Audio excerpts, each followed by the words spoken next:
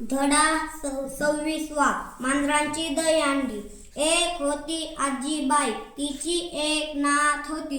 दोघींनाही मांजरांची खूप खूप आवड होती. आजीबाईकडे 4 मांजरे होती. एकाचे नाव होते बोकोबा, दुसरा होता सोकोबा, तिसरा काळोबा आणि चौथा साळोबा.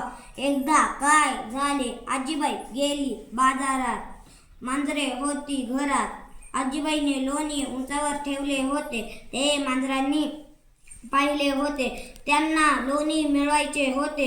उडी मारली तर आवाज होईल आणि सगळा बेत फुकट जाईल. मग बोकोबाने बोलवले सोकोबाला. सोकोबाने हाक मारली काळोबाला. काळोबाला आणि साळोबाला. आता बोकोबा, सोकोबा, काळोबा व साळोबा सारे जमले, पण लोणी मिळवायचे कसे? सगळे विचार करू लागले. छोटा साळोबा फार हुशार होता.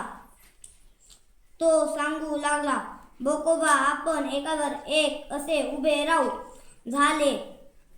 बेत ठरवला आणि बोकोबावर सोकोबा, सोकोबावर काळोबा, काळोबावर साळोबा अशी दहीहंडी तयार झाली. पलीकडे माधुरी झोपली होती. तिला अचानक जाग आली. तो काय गंमत, समोर मांजरांची दहीहंडी. तिला खूप मज्जा वाटली. तिने इकडे तिकडे पाहिले.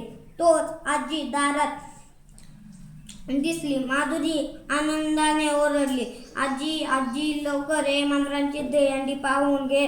मांजरे एकदम घाबरली आणि दोन्ही टाकून पळाली. माझे नाव तन्वी संदीप पिटनर. मी इयत्ता 2रीत शिकत आहे. शाळेचे नाव जी. प. प्राथमिक शाळा, लोखंडे वस्ती, जिल्हा पुणे.